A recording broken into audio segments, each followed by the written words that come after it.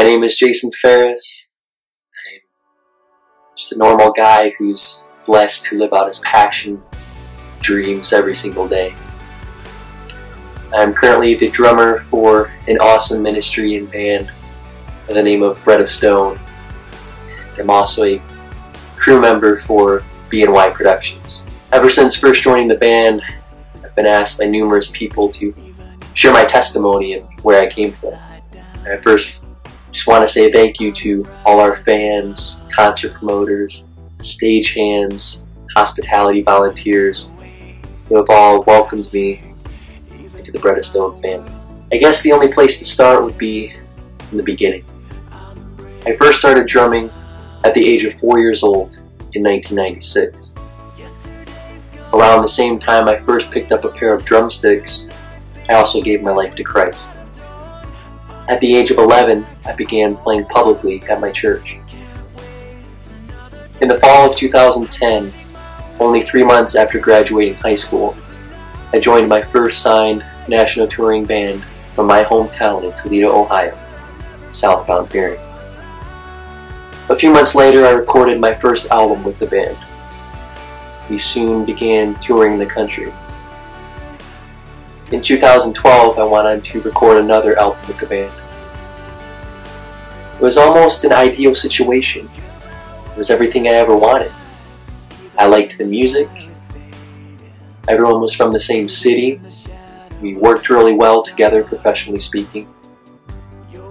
But in the end, we were headed in different directions, and even when I first joined the band, I always knew it was only going to be a stepping stone for my music career.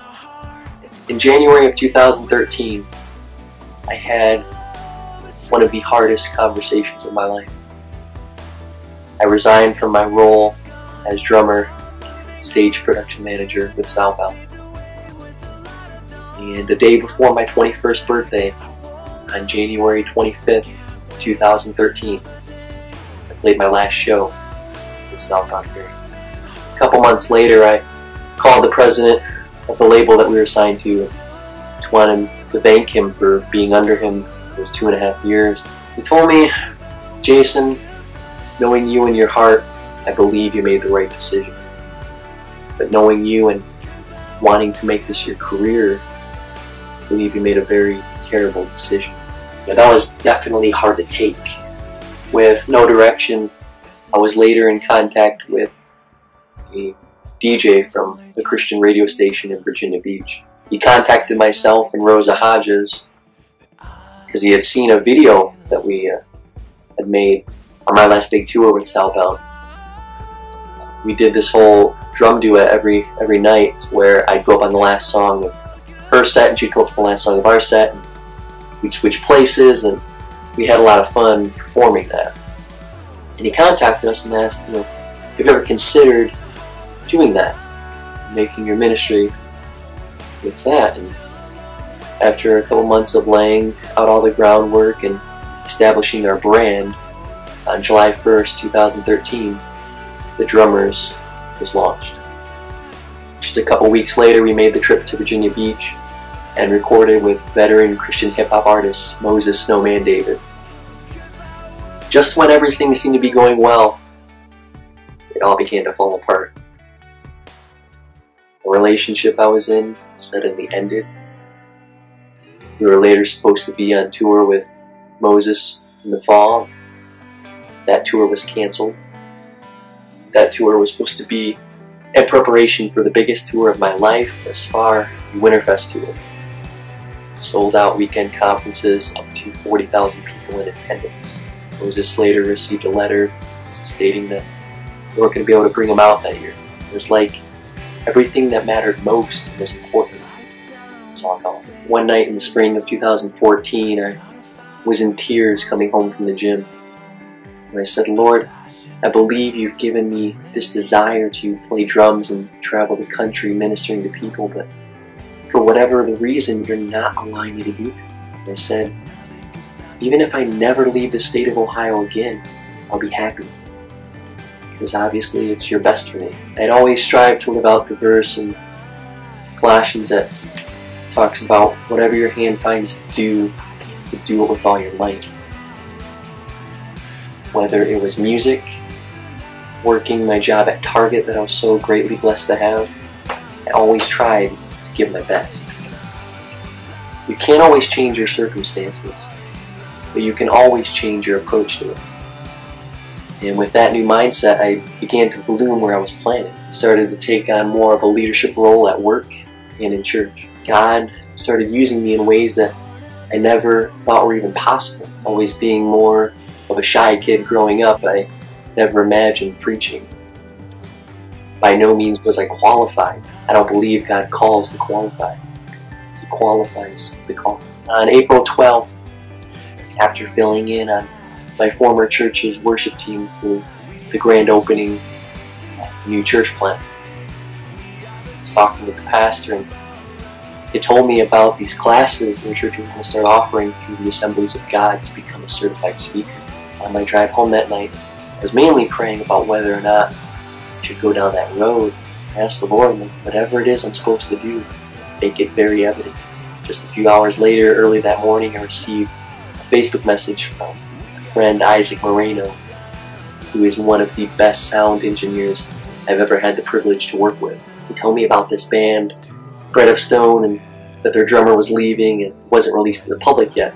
He gave me their contact information if I was interested. Following Monday, sitting in the break room at Target, I emailed the band about possible audition. Within an hour, I heard back from them. When I got off work, I went home and sent them my press packet.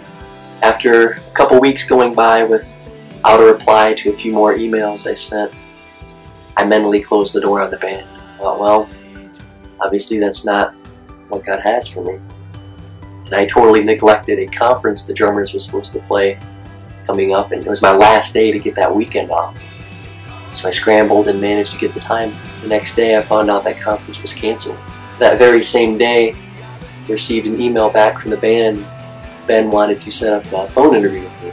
So that following Monday, we talked for a little over 2 hours.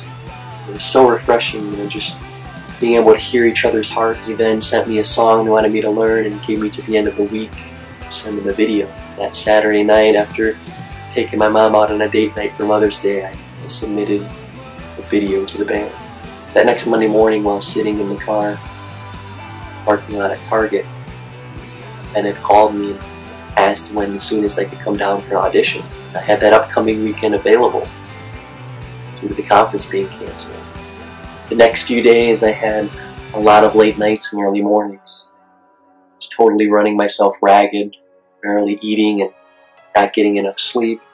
That whole week, I was warring in myself. Just going through the different scenarios. What if I got it? What if I didn't? I felt like the children of Israel. God reminded me, it's like, this is what you've always wanted. But then I was complaining all along the way.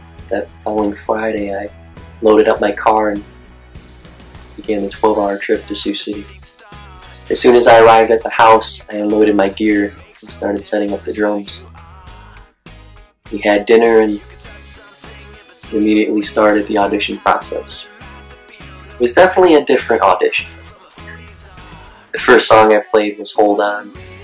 It was the most familiar to me, as that was the one I did for the video audition as well. The next couple songs, I just kept making mistakes and blending different parts of different songs together, and just wasn't getting it. I stayed up till 2 o'clock in the morning and just practicing and trying to learn the rest of the songs. By the time I went to bed that night, I was up for well over 24 hours. I went to bed feeling rather discouraged. A phrase my dad had always told me played over and over again in my head. He always said, 2 things have to happen to make it in music, or just in anything in life for that matter. Preparation has to meet opportunity. Some people spend a whole lifetime preparing, but never get the opportunity. Others get the opportunity, but aren't prepared. I thought that second part was me. I'd been given the opportunity, which felt I wasn't prepared. I totally blew the audition. Next morning I got up even earlier and began practicing again. I was then greeted by Ben, and he gave me a new song he wanted me to learn. He told me that we'd be shooting a video that afternoon. Later that afternoon we began filming the video, and we recorded late into the night. Afterwards, around midnight, Ben and Bill talked with me and officially made me the new drummer of Bread of Stone.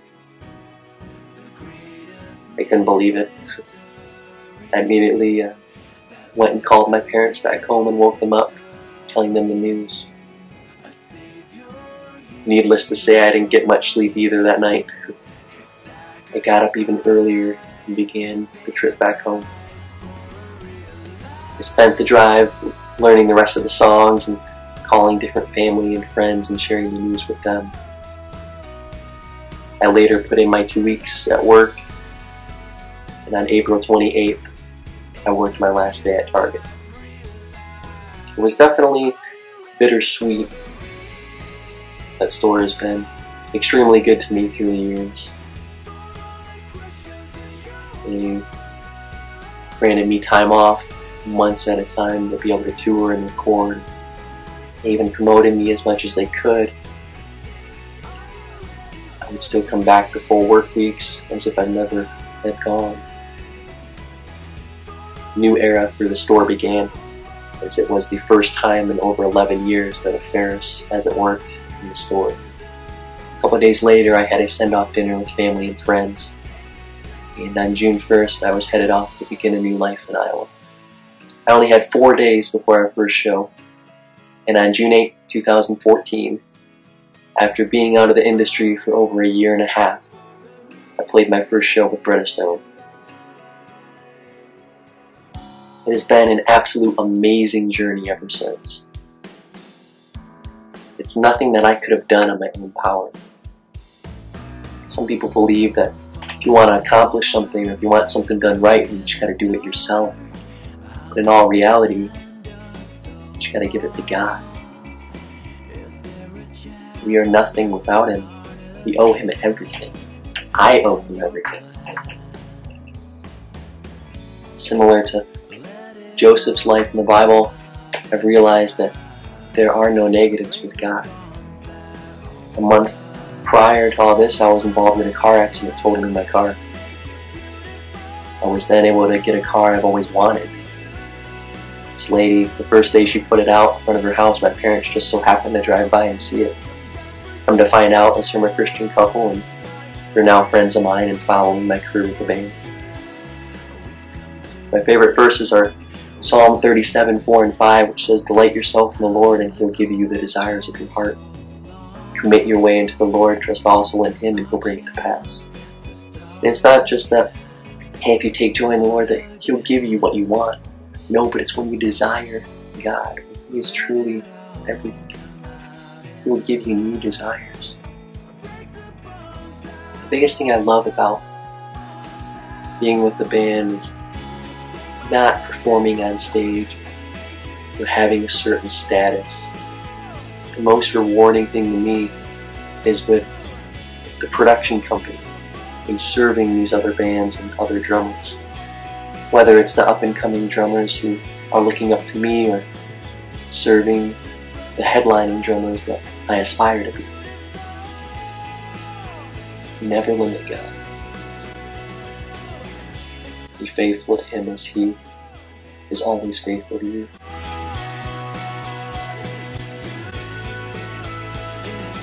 My name is Jason Ferris. That's my story.